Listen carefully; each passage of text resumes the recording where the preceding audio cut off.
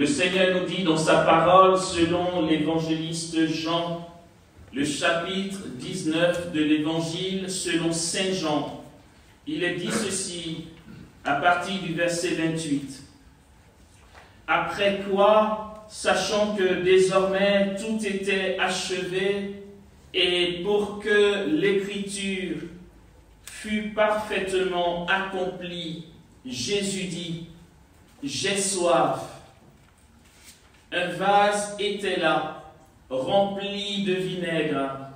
On mit autour d'une branche d'hysope une éponge imbibée de vinaigre, et on l'approcha de sa bouche. Quand il eut pris le vinaigre, Jésus dit, « C'est achevé ». Et inclinant la tête, il remit l'esprit. Comme c'était la préparation, les Juifs, pour éviter que les corps restent sur la croix durant le Shabbat, car ce Shabbat était un grand jour, demandèrent à Pilate qu'on leur brisât les jambes et qu'on les enlevât. Les soldats vinrent donc et brisèrent les jambes du premier, puis de l'autre qui avait été crucifié avec lui. Venus à Jésus, quand ils virent qu'il était déjà mort, ils ne lui brisèrent pas les jambes. Mais l'un des soldats de sa lance lui perça le côté, et il sortit aussitôt du sang et de l'eau. Celui qui a vu rend témoignage. Son témoignage est véritable, et celui-là sait qu'il dit vrai, pour que vous aussi vous croyiez. Car cela est arrivé afin que l'écriture fût accomplie. Pas un os ne lui sera brisé. Et une autre écriture dit encore, ils regarderont vers celui qu'ils ont transpercé. Amen. Amen. Alléluia. Amen. Alléluia. Amen.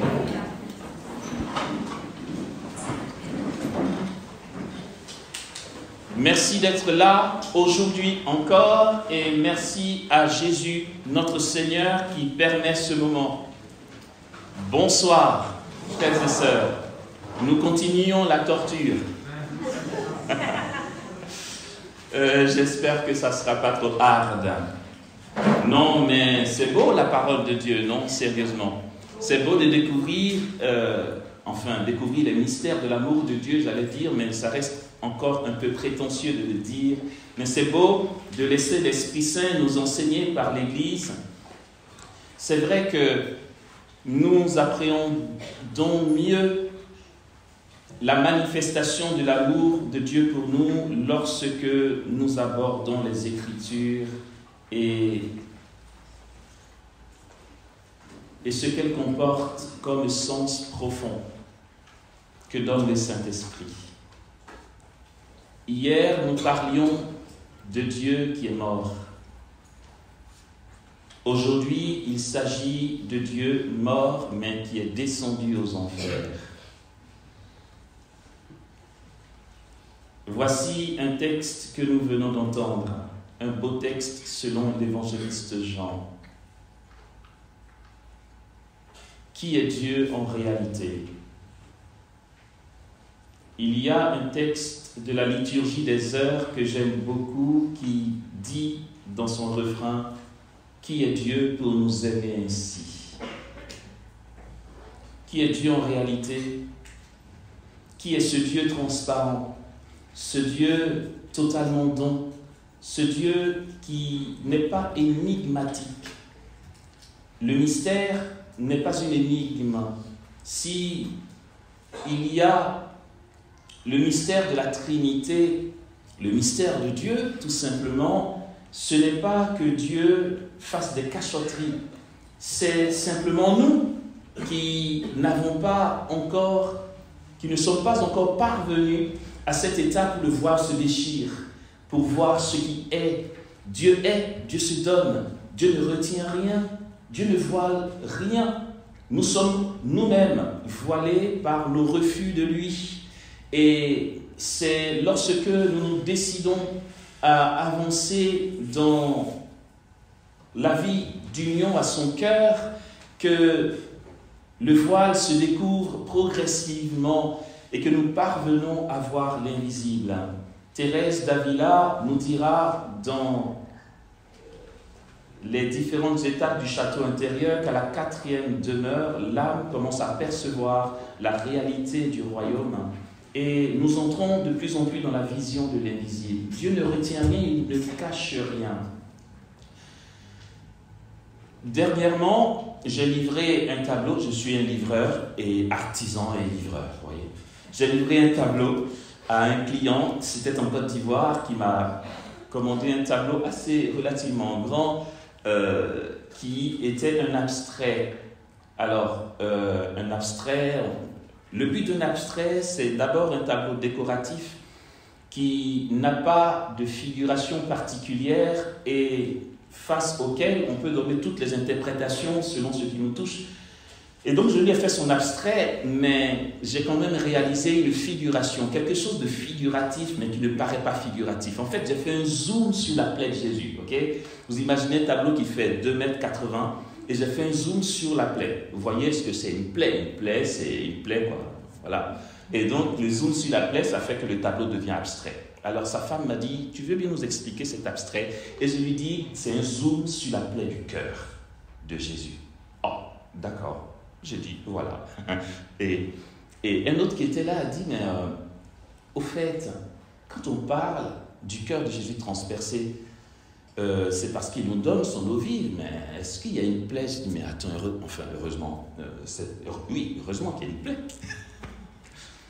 Il ne comprenait pas. Et puis là, en fait, il réalisait pour la première fois, et peut-être que nous sommes plusieurs à l'avoir pensé, que la lance du soldat est transpercé Jésus ici par la droite, peut-être en pensant que la lance soit rentrée peut-être 10 cm plus loin à l'intérieur et l'eau a jailli. Non, frères et sœurs, en fait, est-ce que nous réalisons qu'on croit lorsque le soldat a transpercé le Christ, il a transpercé jusqu'au cœur.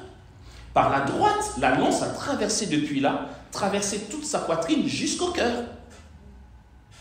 Il a rentré la lance qui a traversé le torse du Christ jusqu'à transpercer son cœur. Et quand il a retiré, l'eau et le sang ont jailli. Il a transpercé Dieu jusqu'au cœur. L'un des soldats de sa lance lui transperça le cœur. Okay? Il a rentré la lance et ça a traversé tout ce côté-là. On a pensé que oui, il a rentré la lance peut-être 10 cm plus loin et il a ressorti. Non, en fait, pardon, excusez-moi l'expression, mais il a défoncé notre Dieu, quoi. Mais il a complètement rentré la lance jusqu'au cœur, il a retiré, et de ce cœur divin, ce qu'il y avait, c'était l'eau et le sang qui ont jailli. Qui ont jailli, et la tradition dira, même pas la tradition, la Bible dit que ce soldat, après avoir reçu cette effusion d'eau et de sang, est tombé à genoux. Qu'est-ce qui s'est passé en lui? Et il a dit vraiment, celui-ci était le Fils de Dieu. Non, mais vous réalisez la profession de foi. Il n'a pas dit, celui-ci était un grand prophète, un grand homme, un grand juste, pour que tu réalises que celui-ci est le Fils de Dieu. Hier, nous disons que même les apôtres ont dû attendre la Pentecôte pour réaliser, pour être dans l'évidence de la présence de Dieu. Et le soldat tombe à genoux. Et là, il a la révélation que celui qu'il vient de transpercer est Dieu.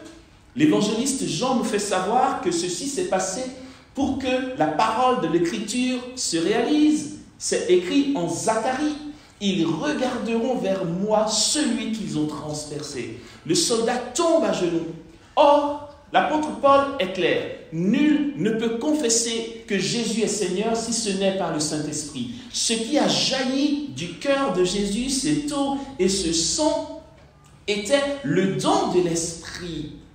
C'est pourquoi la naissance de l'Église s'est faite à la croix.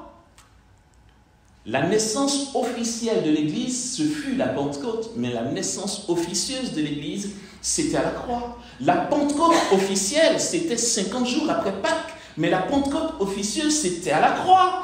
C'est pourquoi Jésus dit, tout est accompli. C'est là que tout se passe. Cette abondance de Dieu. Et j'ai donc commencé par dire que Dieu est transparent, il est lumière, en lui, il n'y a pas de ténèbres. Comment peut-on penser qu'en Dieu, il n'y a que la lumière en nous disant il nous cache des choses? Dieu ne nous cache rien, il n'a rien à défendre. Dieu ne retient rien, Dieu n'a pas peur. Je disais à des jeunes, pendant une formation, que Dieu n'a pas peur de ne plus être Dieu. Dieu ne retient pas, il n'a pas peur de ne plus être Dieu. Il ne se dit pas, je suis Dieu et les gars, Jésus et Esprit Saint, luttons bien pour garder notre place parce que c'est nous les boss. Ce n'est pas Dieu, il n'a pas peur de ne plus être Dieu. Tu veux prendre sa place, mais c'est volontiers, quoi.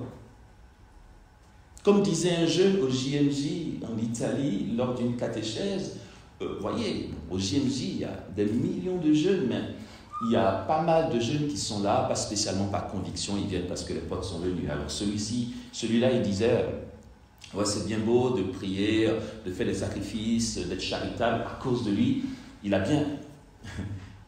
en bonne posture, lui. Dieu, c'est lui. Enfin, c'est toujours lui qu'il faut qu'on adore. Pourquoi Dieu, c'est pas quelqu'un d'autre? C'est toujours lui qu'il faut qu'on adore. Comme si Dieu était égoïste. Dieu n'a pas peur de ne plus être Dieu. Il suffit juste de regarder ce que Jésus a choisi de faire pour comprendre que Dieu ne laisse rien, il ne défend rien. Il n'a pas peur que tu découvres ce qu'il est. Il n'a rien à cacher. Il ne se dit pas, waouh, s'ils voient vraiment qui je suis, ils seront déçus. Tu ne peux pas être déçu de toute façon. Parce qu'il n'est qu'abondance, il n'est qu'amour.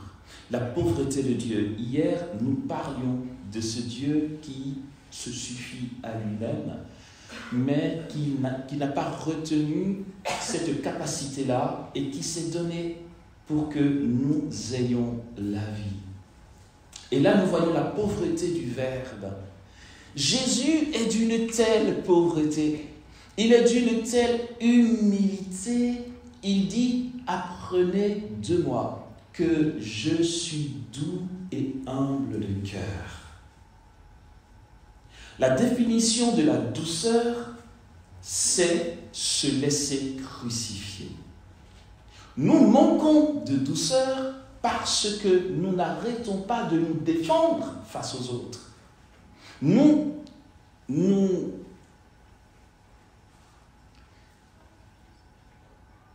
exerçons notre droit de nous défendre. Nous ne sommes que dans des mécanismes de défense tout le temps. Celui qui est doux ne se défend pas. Celui qui est doux est vulnérable. Celui qui est doux est celui qui vit cette parole radicale de l'Évangile qui dit, lorsqu'on te gifle à la joue gauche, tu tends l'autre joue. Tu ne retiens rien, tu ne défends rien. Ça me fait penser à l'exposition, non franchement je n'y avais pas pensé, ce n'est pas la minute marketing. À l'exposition, il y a un tableau que j'ai appelé Extrême douceur, parce que c'est le crucifié. Voilà. J'ai donné ce titre parce que c'est vraiment ça. Et j'ai réalisé ce Christ qui est très doux dans son mouvement. Okay? Et le visage qui n'est pas tout à fait précis pour montrer combien il a été défiguré. À la croix, c'est l'extrême douceur de Dieu. Et là, on te dit, c'est Dieu, quoi. Le Dieu qu'on croit être tout-puissant, majestueux, plein de lumière, c'est le cas, mais il est majestueux, plein de lumière et tout-puissant, justement parce qu'il est pauvre. Et quiconque, au milieu de nous, parmi nous les hommes, entre dans ce mouvement de pauvreté, de générosité, de don total, ne connaît que la gloire. J'ai une amie qui me racontait qu'elle était à une messe un dimanche quoi. Alors je vais convertir en euros parce qu'elle avait parlé en CFA, d'accord? Elle était à la messe, elle gagnait bien sa vie, et donc elle avait des espèces, elle avait 500 euros. Non, attends, non, 1000 euros. Voilà, l'équivalent en euros, c'est 1000 euros. Elle avait 1000 euros en espèces dans son porte-monnaie. Et puis, à la quête, vous savez qu'il y a ce qu'on va appeler l'esprit quête. Vraiment, il y a un esprit quête. À la quête, tu ne mets surtout pas un billet de 50 euros, quoi. C'est un peu fou, quoi. À la quête, le plus gros billet, c'est 10 euros pour les plus courageux. Sinon, 5 euros. Et quelqu'un même m'a dit, écoute, ne mets pas de centimes par respect, mais au moins 1 euro, tu vois. Voilà. Mais voilà, c'est l'esprit quête, quoi. On aimerait que Dieu soit abondant avec nous, mais nous, combien nous sommes calculateurs, chiches et tout. Et voilà, elle était comme tout le monde dans cet esprit quête. Le moment de la quête, elle aurait donné peut-être un petit billet ou une petite pièce, quoi, en sachant qu'elle avait 1000 euros dans son porte-monnaie. Et puis elle dit que ce jour-là, l'homélie l'a tellement touchée en plein cœur, foudroyée en plein cœur, que quand le panier de quête est arrivé, elle a ouvert son sac, elle a pris les 1000 euros, elle a posé dedans. Elle n'a pas réfléchi. Tout en elle, c'était mais vraiment tellement touché qu'elle a posé les 1000 euros. Au point qu'elle dit, le monsieur qui faisait la quête, quand il a mis les 1000 euros, il n'a pas continué la quête. Il est rentré. Non, mais voilà, le chiffre d'affaires est bouclé là pour la semaine, pour le mois. Ok, c'est fait.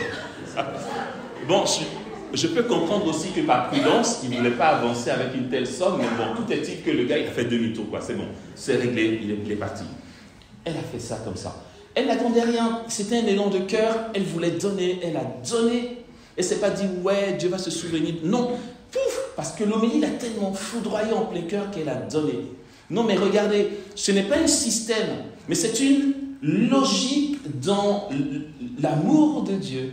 Elle dit qu'elle rentre chez elle le soir même, quelqu'un l'appelle lui disant, écoute, j'ai à cœur de te faire un don de 10 000 euros. Elle se dit, est-ce que c'est une cause à effet? Moi, je lui dis, oui, je confirme. Non, mais c'est tellement clair. Si nous voulons l'abondance dans nos vies, soyons abondants. Ce n'est pas du donnant-donnant. Non, ça ne marche pas comme ça avec Dieu. Si c'était du donnant-donnant, nous étions déjà tous foudroyés parce qu'on ne donne rien du tout. Non, mais c'est clair.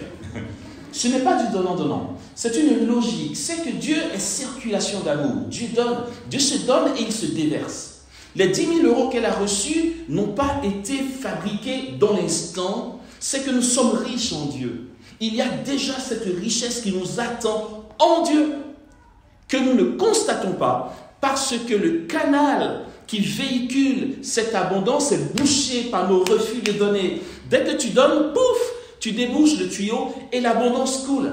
Ce qu'elle a fait, ce n'est pas une récompense du bon Dieu. Elle est juste rentrée dans un mouvement de Dieu envers elle, comme c'est un mouvement de Dieu envers nous tous. Si nous voulons vivre l'abondance, il nous faut apprendre à donner. Je vais me permettre, je sais qu'il ne sera pas tout à fait content, mais ce n'est rien de mauvais, je vais me permettre de donner un témoignage ici qui est trop énorme. J'étais en Israël en 2019 pour la Pâque, les 40 jours de carême, nous y avons été avec un aîné dans la foi, je ne vais pas le nommer. Voilà. Et puis, il m'a dit, accompagne-moi au mur de lamentation. Nous étions au cœur de la ville de Jérusalem et pour problème de santé, il a du mal à prendre les marches, donc je le tenais comme ça et puis on avançait, coup-ci, coup-ça, vers le mur de lamentation. Sauf que je me suis dit, mais attends, mais qu'est-ce qu'il fait? C'est que pour aller en Israël 40 jours, et on a fait fort, on a voulu louer un appartement au cœur de la ville. Vous voyez, ce n'est pas les hôtels autour où c'est plus ou moins abordable. Non, on voulait que ce soit le pèlerinage, tu vois, de notre vie. On a loué un appartement au cœur de la ville, une somme faramineuse. C'était notre folie. On a fait ça. En fait, pour vous dire, de notre terrasse, on voyait le Mont des Oliviers. On était dans le coin, quoi. Voilà, le cœur du truc. Donc, c'était une folie financière. On y a été. Je savais très bien, il savait très bien, on savait très bien que c'était limite au niveau des finances. On était là, c'était l'essentiel. Pour la nourriture, chaque jour, pendant 40 jours, louer le véhicule, parce que de là, on devait partir à Tibériade et tout. C'était assez juste. Et puis, à ma grande surprise, je vous assure, je n'exagère pas, quasiment tous les mendiants que nous croisions dans les rues qui tendaient la main n'étaient pas déçus. Ils donnaient. Et ils donnent. J'étais là, qu'est-ce qu'on va manger après? Mais ils donnaient à qui ils demandaient. Parfois même ils s'arrêtaient et vu qu'ils parlent l'hébreu, ils causaient avec les mendiants et tout, qui repartaient avec le sourire. En fait, ils ne calculaient pas, ils donnaient. Moi, j'ai calculé, j'étais là, ok. Jusqu'au milieu de lamentation, on a prié et on est revenu. Le lendemain, moi, j'ai été prier un peu au Saint-Sépulcre, puis à mon retour, il me dit, viens voir. Génial. Il me dit, tu as vu ce qu'il y avait dans mon compte en banque? Ouais. Il y avait tant, tout à fait. Qu'est-ce qu'on a fait? On a fait ça. Logiquement, il devrait me rester tant. Ouais. La somme est la même. Ça n'a pas bougé. Sauf que dans ce compte, quand tu as reçu des sous, il y a des traces. Quand tu as dépensé, il y a des traces. Il y a des traces de ce qu'il a dépensé, mais il n'y a pas de traces d'entrée d'argent. Les sous sont pareils. Et on a manqué de rien. Là, le plus gros que j'ai vu, je vous assure, quand on a été à Tibériade, là pour le coup, on n'était que tous les deux. Tibériade, on avait dit, écoute Amos, Tibériade, c'est toi qui gères Tibériade, la nourriture, tout ça, c'est toi. Donc j'avais serré un peu les vis pour pouvoir tenir mon truc. Voilà, on est stressés, nous autres là, les inconscients. Mais bon, j'ai fait mon calcul, donc ça devrait aller. Et puis une fois en voiture, il me dit, ça va pour les sous, tout ça? Je dis, oui, ça va. Tu es sûr? Je dis, oui, c'est bon, ça va. Il dit, non, je suis sûr que tu me dis pas tout. Allez, tiens, je te donne un coup de main. Il prend dans sa poche 300 €. Il m'en donne 150. Vraiment, je lui ai dit, il fait ça. Hein. Il enlève tout. 300 €, il m'en donne 150. J'ai dit, mais non, c'est pas la peine. Il insiste. Il dit, prends ça et tais-toi. D'accord, ok, d'accord, je prends. Et puis, on fait les courses. On rentre. C'est pas qu'il a été aux toilettes, il a fait une magouille. On rentre. Vu que je l'aide à monter les marches, on monte les marches, on va en chambre. Il enlève ses affaires pour se coucher. Et quand il fait ça, il me dit, je t'ai donné combien dans la voiture? Je dis 150. Il dit, j'avais combien? Je dis, tu avais 300. Il dit, regarde, il avait 300. Là, je dis, ok, waouh. Non, mais pour lui, c'est vraiment, il me dit, écoute, c'est mon histoire avec mon Dieu. C'est comme ça. Oui, c'est l'abondance de Dieu. Le temps passe. Mais, non, mais c'est trop beau. C'est ça, Dieu. C'est Dieu est pauvre. C'est pour ça qu'il est puissant. Dieu, ça va vous surprendre. Dieu n'a rien. Oups. Non, Dieu n'a rien. Dieu ne possède rien. Amos, tu veux bien arrêter, s'il te plaît? Autant devenir bouddhiste peut-être. Hein. Non, Dieu ne possède rien. Quand je fais ça, je possède mes lunettes. Si j'ouvre la main, ça tombe. Et c'est ça, Dieu. Quand on dit que Dieu ne possède rien, il ne retient rien. Dieu ne sait pas retenir. Dieu est jaillissement. Je veux dire, tu fais passer de l'eau dans un tuyau. Tant que le tuyau ne retient pas l'eau, ça continue de jaillir. Dès que il y a une pierre ou quelque chose dans le tuyau qui retient, ça ne peut plus rentrer. Et Dieu ne peut pas être jaillissement s'il possède quelque chose. Dieu ne possède rien, il est jaillissement. Dieu est jaillissement, en gros, Dieu est comme ça, les mains ouvertes. Tu poses du diamant dans ses mains, ça tombe. Il n'y a rien qui est retenu. Et c'est pour cela qu'il est jaillissement. Et si nous tous, nous savons nous donner, nous savons être jaillissement, donner sans compter, nous allons être surpris de comment la bénédiction qui nous est destinée seront concrètes. C'est l'abondance de Dieu. Et c'est de cela que Saint Paul parle quand il dit que lui, Jésus, n'a pas retenu jalousement le rang qu'il égalait à Dieu. Ce n'était pas un style qu'il a pris à un moment, il a toujours déjà été comme ça. Il s'est fait homme obéissant, et obéissant jusqu'à la mort, et à la mort sur une croix. Hier, nous en parlions. Ok. Vous permettez qu'on rentre d'un petit côté technique ou ça vous fatigue trop? Un petit côté, juste un chouïa quand même, parce que sinon ça fait trop planant, non?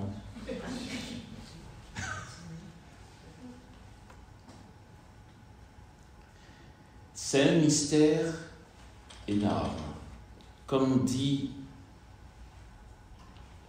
l'anamnèse à la messe, il est grand, le mystère de la foi. J'aime bien quand c'est dit qu'il est grand, le mystère de la foi. Le mystère de la foi est grand et il est énorme. C'est un très beau mystère.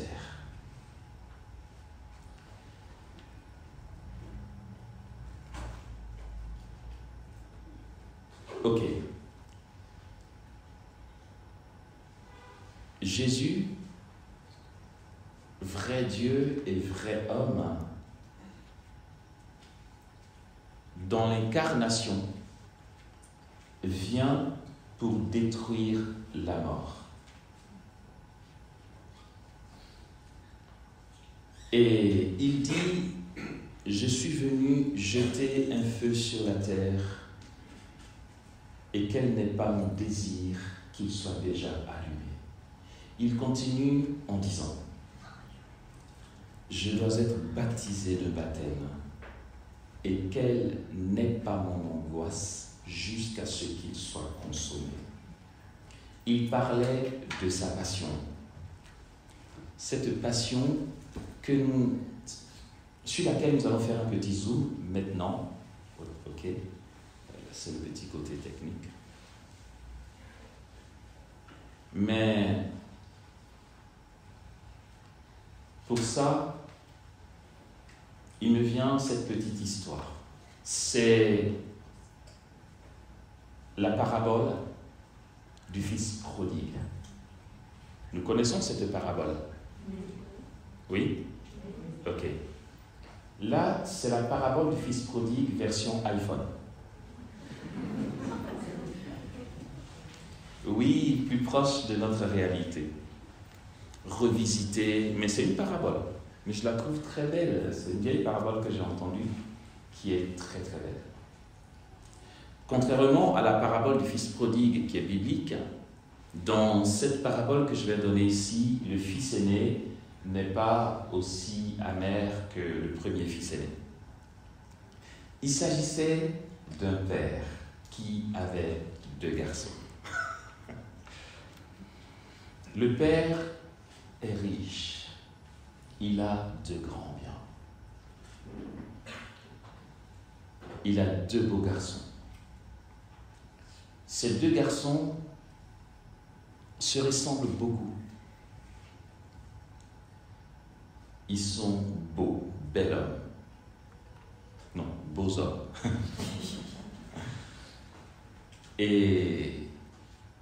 Mais franchement, une maison harmonieuse et le fils aîné est aussi beau que son père, le cadet aussi, mais aussi bon que son père. Le père est d'une bonté, d'une douceur. Et le fils aîné vraiment est quasiment le reflet de la bonté de son papa. C'est le fils aîné, on aurait dit la photocopie du papa, dans la bonté, dans la sagesse, dans la douceur, dans l'ouverture, tout ça. Le fils cadet est bon, mais sauf que lui, il a un iPhone. Ouais, non mais attends, son père est riche, alors pourquoi il ne profiterait pas pour avoir des baskets, la dernière montre qui est sortie, le dernier iPhone, quoi, tu vois. Et il a besoin de se donner du style, et puis souvent il sort, il a des copains dehors. Le fils aîné et le père entendent souvent qu'il a fait telle bêtise. Tu n'as pas besoin d'aller braquer une banque, te mettre en danger. Nous avons de grands biens et tout ce que tu veux recevoir, papa te le donne. Sauf que lui, il ne braque pas les banques parce qu'il en a besoin, parce qu'il a besoin d'argent. Il braque pour avoir une prestance auprès des autres, une carrure, un courage. Il a besoin d'impressionner les autres. Et son frère aîné lui dit, fais attention, Tu vas te prendre une gamelle un jour. Ouais, mais bon, toi, t'as qu'à rester avec papa. C'est vrai, je te respecte, t'es sympa, mais bon, laisse-moi vivre ma vie, quoi, c'est bon. Et il part, et c'est tout le temps les 400 coups, et puis, ok. Le père dit au fils aîné, vas-y, laisse-le, soyons patients.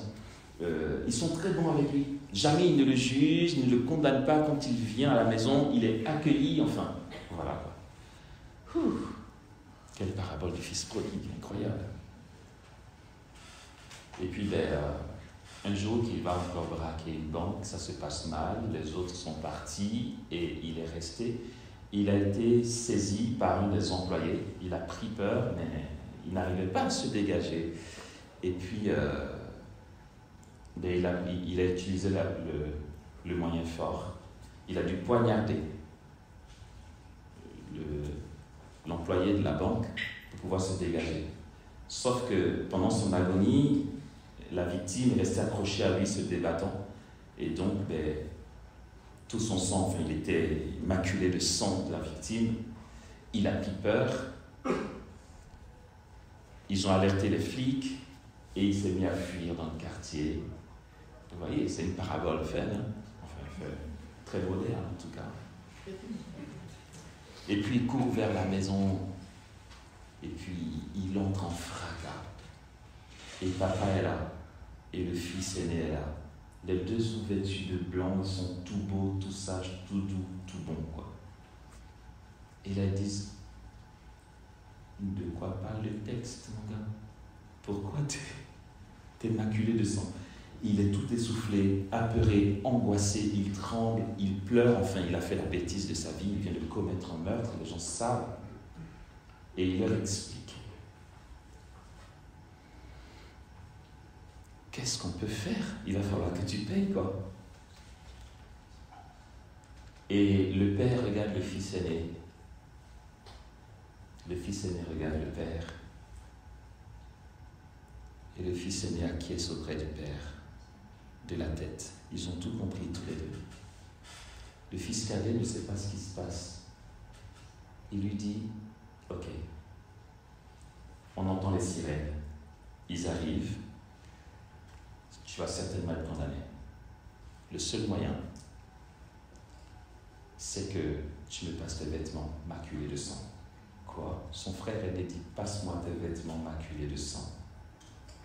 Comme les deux se ressemblent beaucoup, ils ne vont pas faire la différence. Et puis les flics arrivent. Celui qui est fautif est vêtu de blanc, il est tout propre avec un sourire. Le fils aîné, qui lui n'a rien fait, est vêtu de vêtements maculés de sang, tout taché de sang. On ne fait pas la différence, on saisit le fils aîné et il est frappé, battu, insulté et emmené en prison, bien sûr, où le procès annonce qu'il doit connaître la peine capitale, la mort. Et l'enfant cadet avec papa, comment vous voulez qu'il regarde papa dans les yeux? Et donc, le jour de la mort du fils aîné, ils y vont tous les deux. Et sur son chemin pour être mis à mort, il est encore roué de coups, insulté. Et puis, il regarde son petit frère dont il a pris la place. Et il lui dit, je t'ai laissé une lettre dans ma prison. J'ai pris ma vie, j'ai donné ma vie pour toi.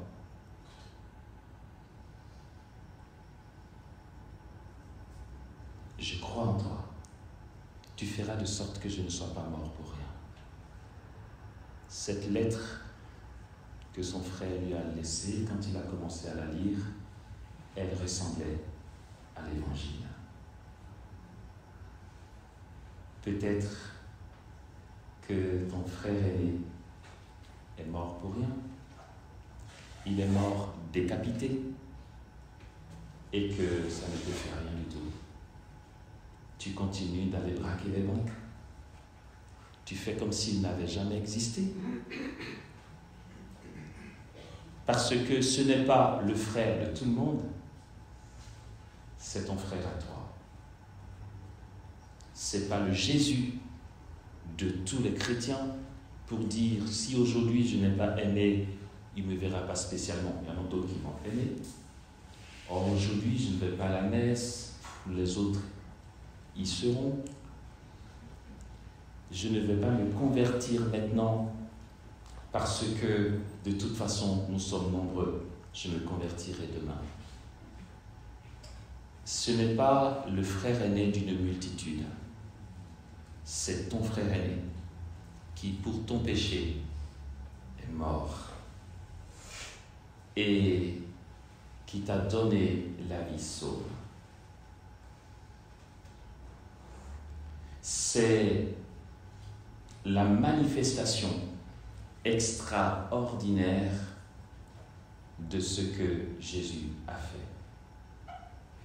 Ça nous fait aboutir à ce petit côté technique. Ce qui s'est passé pour Jésus de Nazareth il y a 2000 ans à Golgotha, ce n'était pas rien. Beaucoup pensent consciemment ou inconsciemment que ça a plus ou moins été facile pour Jésus parce qu'il était vrai Dieu. Vrai homme aussi, mais vrai Dieu. Et que certainement son côté divin a dû atténuer ses souffrances. Il n'en est rien. Anne-Catherine Emmerich nous fait savoir que si sa sueur est devenue du sang, et ça, les scientifiques l'expliquent, ça n'avait rien de mystique. À un certain degré d'angoisse, les veines peuvent péter et le sang va sortir des pores. Jésus a vécu à Gethsémani l'angoisse la plus terrible qu'aucun autre homme sur cette terre a vécue. La raison est simple. Anne-Catherine Emmerich l'explique, c'est qu'il est le Verbe. Il a la claire vision de la noirceur de nos péchés. Il savait ce qu'il attendait dans sa passion. Il savait la masse et le poids de notre iniquité qu'il avait apporté. Et donc, l'angoisse était à la mesure de ce qu'il voyait. Et ce jour-là, il s'est passé comme une scission. C'est la première fois de tout l'Évangile, de toute la vie du Christ, qu'il y a eu de volonté. C'est un petit vaccin de rappel pour certains. Je sais que la dernière fois que je suis passé à l'île de la Réunion, on en avait parlé. Si vous vous en rappelez, vaccin de rappel pour qu'on le retienne. Sinon pour les autres, réalisons ce mystère d'amour de Dieu.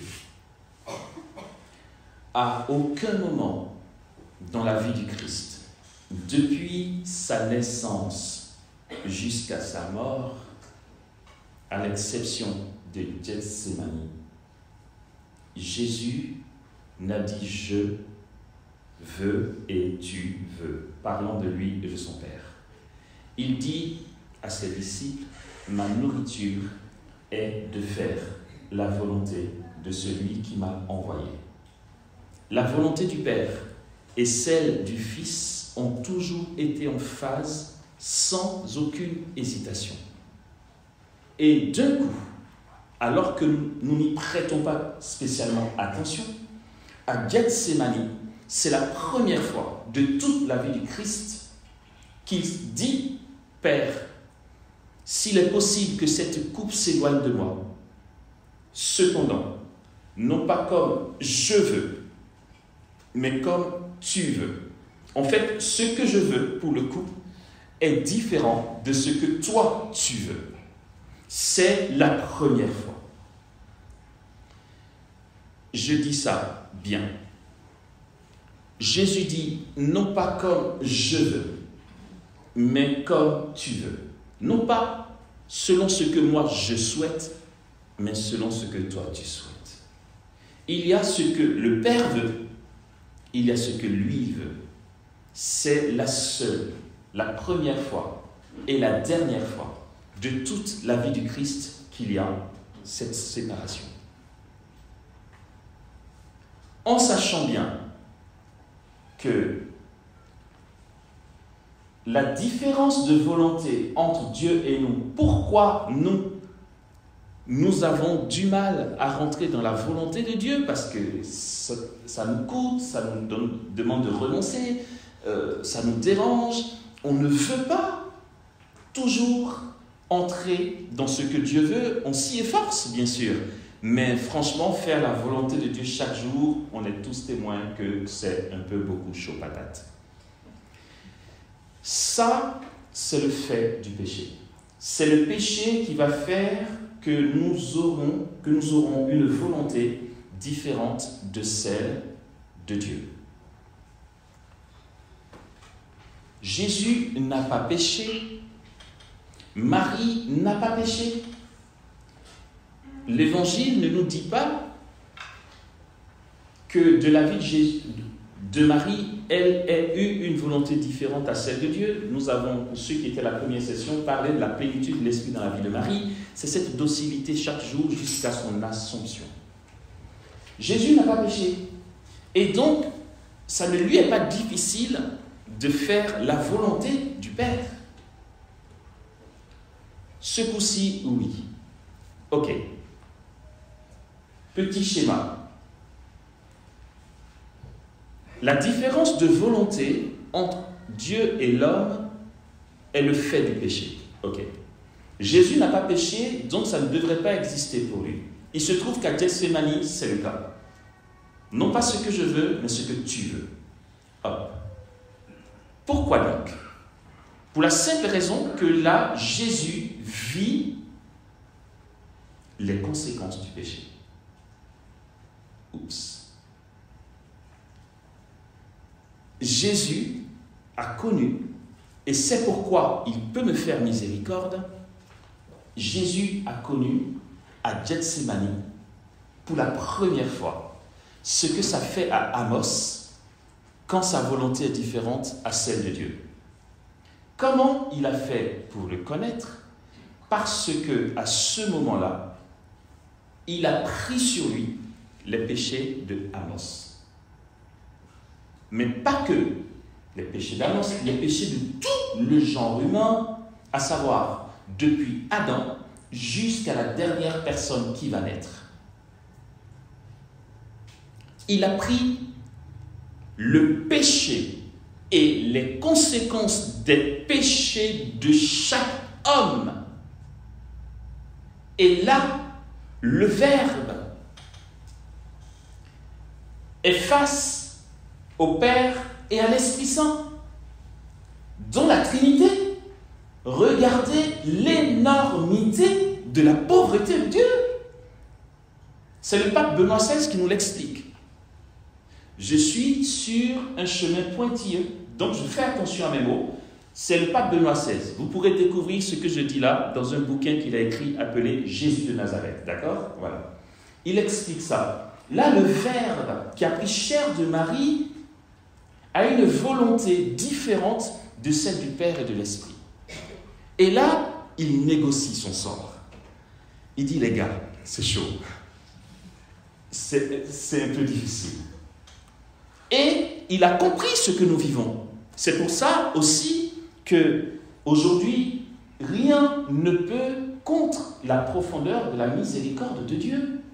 Parce qu'il sait, Jésus, il s'est fait homme. Et même quand tu t'accuses, quand tu culpabilises, que tu as du scrupule et que tu as l'impression que tu n'as pas le droit de lever les yeux vers lui, il te dit, mais regarde-moi, c'est bon.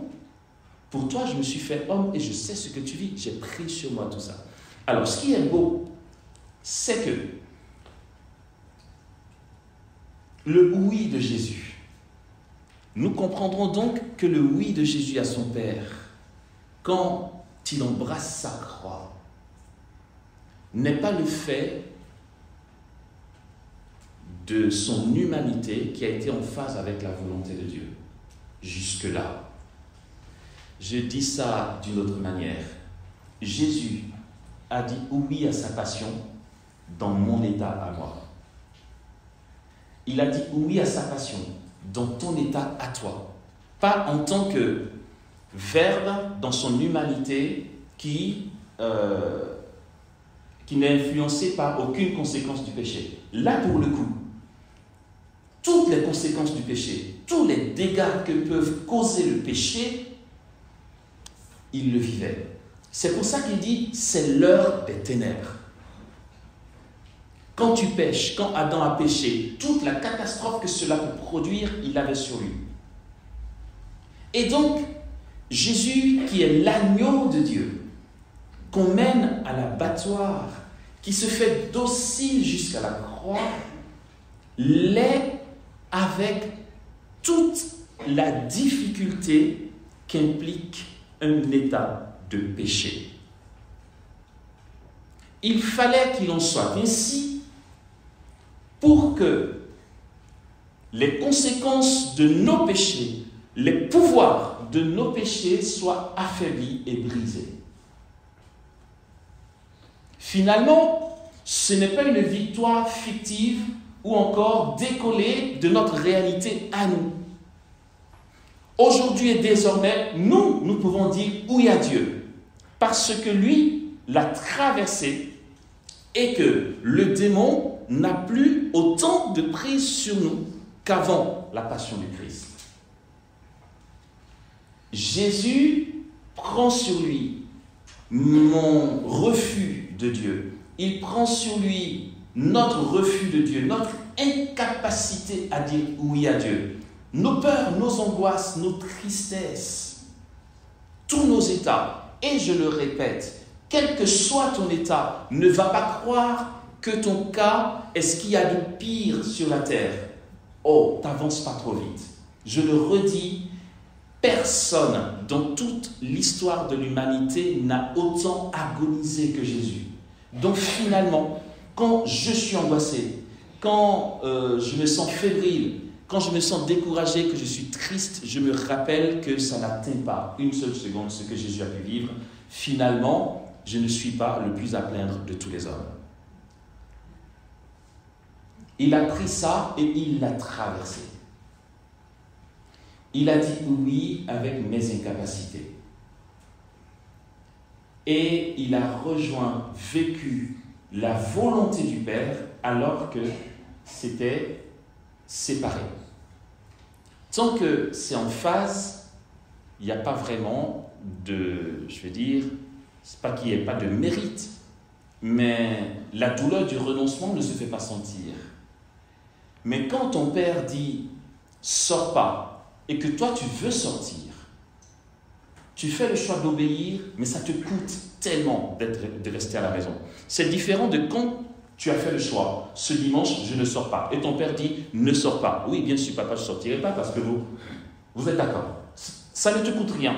Tu es bien dans ton lit en train de lire ton roman. Rien ne t'écoute. Mais quand tu as décidé de sortir et que papa dit, ne sors pas, en obéissant à papa, tu es là, mais ça te coûte. Et voici ce que Jésus a vécu. C'est pour ça que sa passion a tout accompli. Ce n'était pas un super-homme. C'était un homme pleinement qui a été capable d'arriver jusqu'au bout. Jésus, ayant aimé les siens qui étaient dans le monde, les aima jusqu'à la fin, jusqu'au bout. Il est important que nous comprenions aussi ce qui va suivre pour que la compréhension, je fais des pléonasmes là, il est important que nous réalisions ce que je vais dire maintenant, pour que nous comprenions pleinement ce que j'ai expliqué. Ok, en fait, Jésus, comme on vient de dire, a pris sur lui nos péchés et toutes leurs conséquences. Ok. Nous savons bien qu'aucun homme, or Jésus était vrai homme, dans notre état, dans ton état, dans mon état, dans ta faiblesse, dans ma faiblesse, dans mon incapacité, dans ton incapacité. Ok? Ouais, ça va être un peu plus subtil parce que c'est important pour voir comment c'est possible. Si vraiment, la question pourrait se poser, si vraiment Jésus était dans mon état à moi, il n'aurait pas, logiquement, il n'aurait pas pu faire la volonté du Père. On va dire, mais Amos, il a pris notre état d'incapable, mais quand même il a été capable de... Est-ce que c'était vraiment notre état? Parce que si vraiment il vivait nos incapacités, il n'aurait pas pu dire oui. Et redisons-le, il a vraiment pris. Là où le divin intervient, c'est que, n'allons pas croire comme certains hérétiques que le divin en lui est triché pour que l'humain en lui soit devenu super-homme. Non. Pourtant, il n'aurait pas pu aller jusqu'au bout si le divin ne l'avait pas soutenu. Amos, tu dis une chose et son contraire. Pas du tout. On en est vers la fin, vous êtes un peu fatigué. Je redis ça plus posément. On dit vrai Dieu et vrai homme. Vrai homme a pris sur lui toutes nos incapacités, donc il est incapable. Mais il est à la fois vrai Dieu et vrai homme. Ben, Amos, s'il a pu parvenir jusqu'au bout, c'est que la divinité en lui a donné un coup de main à son humanité. Donc voilà, je veux dire, c'est quand même parce qu'il est Dieu qu'il y est arrivé. Non. Ce n'est pas le cas.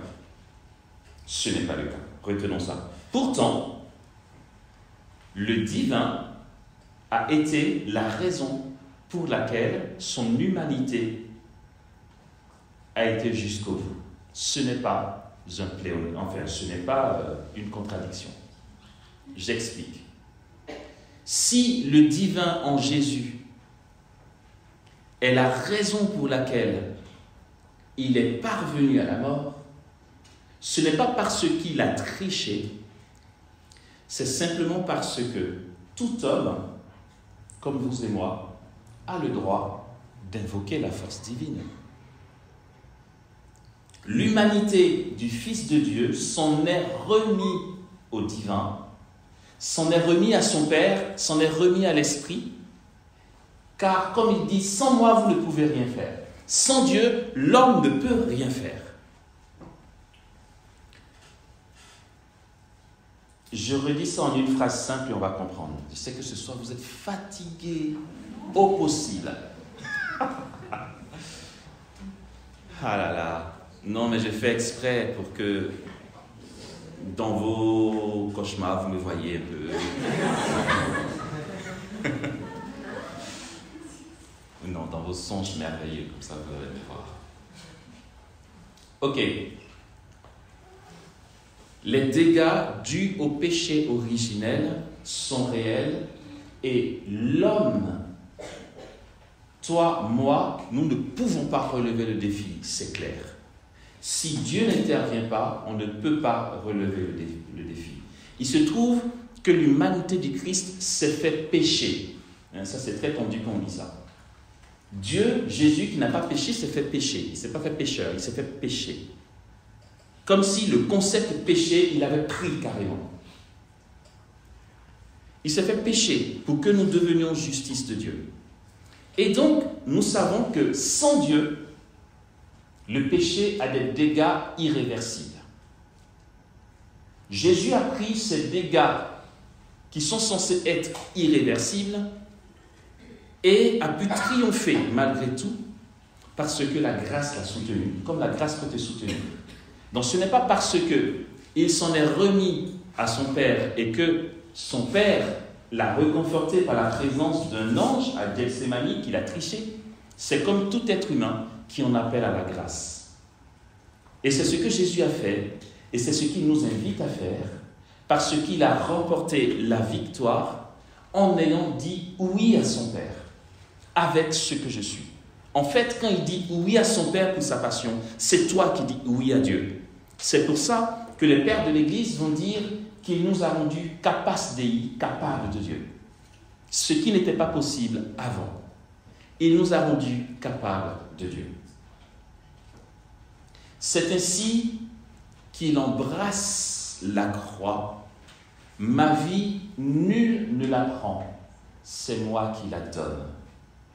Il embrasse sa croix pleinement et il meurt. Comme le dit ici le texte de Jean. Jésus meurt en croix. Il dit « Tout est accompli ». Et ce « tout est accompli » veut dire que Dieu a tout réglé dans ta vie.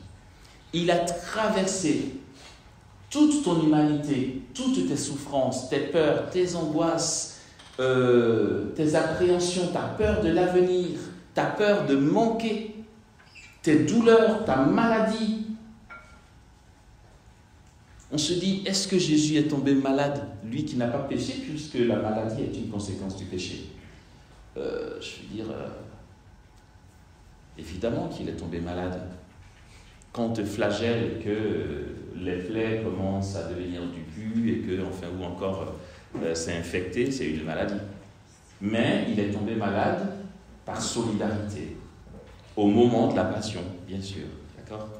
Tout ce qu'il a pu vivre de conséquences du péché est par solidarité. Et donc, il a tout traversé.